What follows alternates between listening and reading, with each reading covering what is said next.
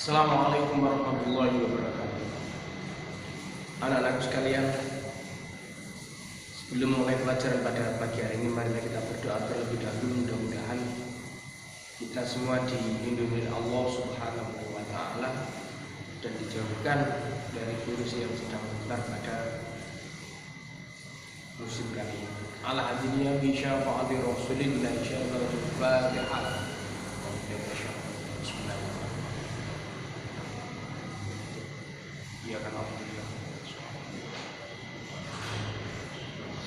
Anak-anak sekalian, pada pagi hari ini saya ingin membahas materi terkait cara yang dipakai para ulama ketika menyebarkan ajaran agama Islam ke Nusantara. Tentunya materi kemarin yang sudah saya sampaikan itu adalah bagaimana Islam bisa masuk ke Indonesia melalui jalur apa saja. Itulah yang nantinya akan kita bahas pada materi kali ini. Tujuan dari pembelajaran pada pagi hari ini adalah kalian bisa memahami maupun mengetahui jalur yang dipakai oleh para pedagang untuk menyampaikan atau menyiarkan ajaran agama Islam ke Indonesia.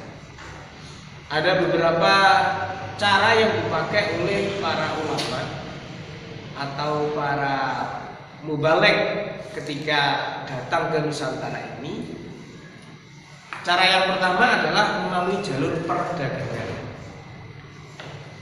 Mengapa pakai jalur perdagangan? Karena pada saat itu Indonesia adalah suatu tempat yang merupakan banyak rempah-rempah di tingkat dunia. Yang paling banyak itu adalah di Nusantara ini Indonesia. Ada beberapa negara yang mencoba masuk ke Nusantara ini yang tujuan utamanya sebenarnya adalah berdagang sekaligus menyebarkan ajaran agama Islam. Ada orang Arab, orang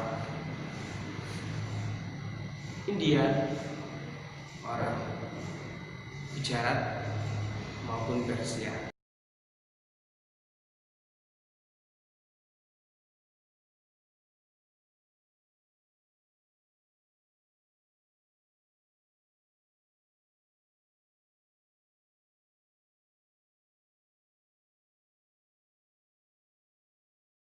Proses masuknya Islam di Indonesia, kemarin ada beberapa teori yang mengatakan bahwa Islam masuk ke Indonesia melalui di bawah catatan sejarah kerajaan Cina.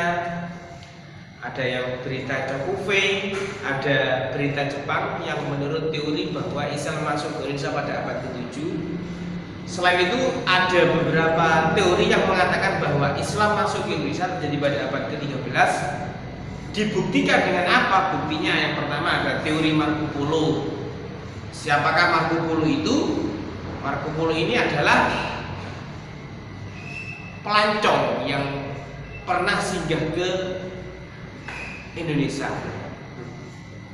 Yang kedua ada teori Tom Pires.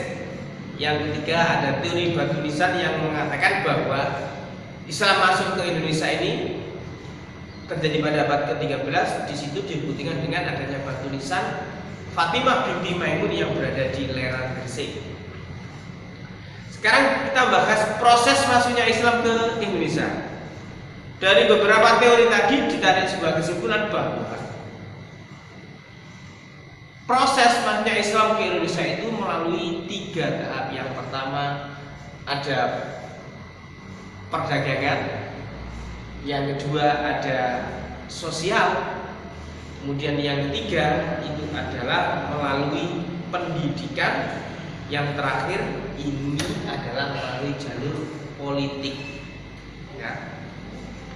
Kita bahas yang pertama melalui jalur perdagangan. Pedagang yang paling banyak datang ke Nusantara ini adalah pedagang yang berasal dari Arab, Persia, Irak, Gujarat, Benggala. Ini adalah anak benua India dan Sri Lanka.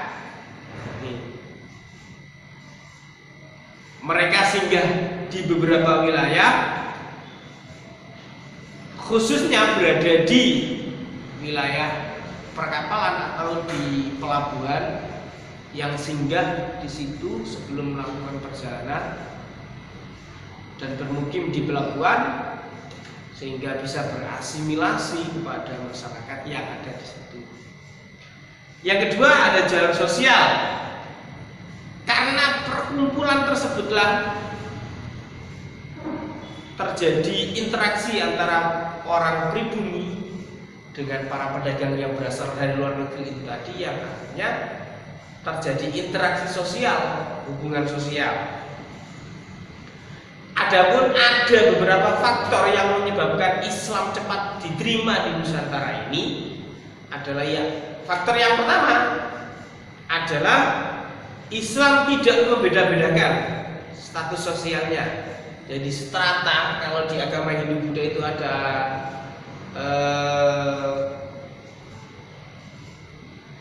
jenjang masyarakatnya.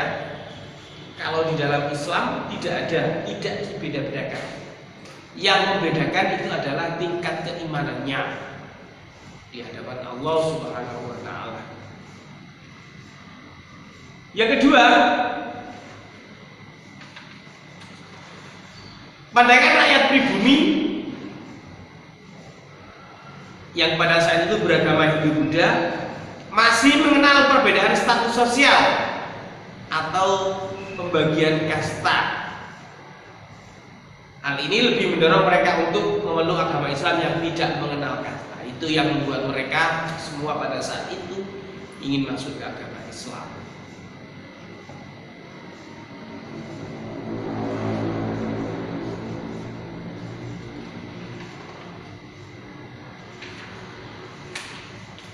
Yang ketiga itu adalah melalui jalur pendidikan. Pendidikan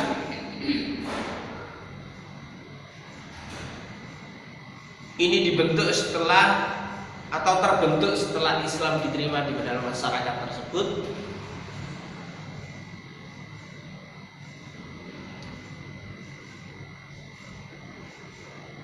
Ada beberapa lembaga pendidikan yang ada pada saat itu. Yang pertama itu adalah pondok pesantren, yang dilakukan oleh para ulama pada saat itu, pengajaran di pondok pesantren. Yang ketiga adalah kesenian. Yang ketiga itu adalah budaya. Dan yang keempat ini ilmu tasawuf. Ini yang perlu kalian ketahui. Ya, di ilmu tasawuf ini ada beberapa ilmuwan yang muncul atau yang berhasil dikenal sampai sekarang. Di antaranya itu adalah, tapi sebelum itu kalian harus mengetahui apa ilmu tasawuf itu. Ilmu tasawuf adalah ajaran atau cara untuk mendekatkan diri kepada Tuhan. Nah, sebelum adanya agama Islam, orang-orang di Nusantara ini sudah banyak yang melakukan ini dengan cara apa? Dengan cara bersemedi di tempat-tempat sepi. Ajaran tasawuf ini banyak dijumpai dalam cerita-cerita babat dan hikayat masyarakat setempat. Ada beberapa tokoh penyebar tasawuf yang terkenal. Yang pertama adalah Hamzah Fansuri, Syamsuddin Syekh Abdus Somad, dan Nuruddin Ar-Ramiri. Itu adalah tokoh-tokoh yang terkenal di dalam ilmu tasawuf. Yang terakhir ini adalah jalur politik. Proses Islamisasi penduduk Indonesia melalui jalur politik berjalan setelah banyak para bangsawan kerajaan masuk Islam. Jadi pemimpin-pemimpin kerajaan pada saat itu sudah masuk ke agama Islam. Mulailah jalur tersebut dijadikan sebagai ajang bagaimana Islam cepat berkembang di Nusantara melalui kerajaan-kerajaan yang sudah masuk ke agama Islam. Salah satu contohnya di sini ada kerajaan Islam yang pertama kali berada di Nusantara. Ini adalah kerajaan Samudra Pasai. Dilanjutkan dengan kerajaan-kerajaan Islam yang berada di Pulau Jawa. Ada kerajaan Demak. Kemudian kerajaan Demak ini tumbuh menjadi pusat penyebaran agama Islam di berbagai daerah di Indonesia, seperti Maluku, Sulawesi, dan Kalimantan. Terima kasih anak-anak, itu yang dapat saya sampaikan, mudah-mudahan bisa dipahami dan bisa dimengerti. Jangan lupa jaga kesehatan kalian sebelum dimanapun berada, ya. Cuci tangan setiap melaksanakan kegiatan sesuatu, dan jangan lupa ketika kalian bepergian keluar dari rumah selalu gunakan masker, dan mudah-mudahan kita semua tetap dilindungi oleh Allah Subhanahu wa taala. Kurang lebihnya mohon maaf. Wassalamualaikum warahmatullahi wabarakatuh.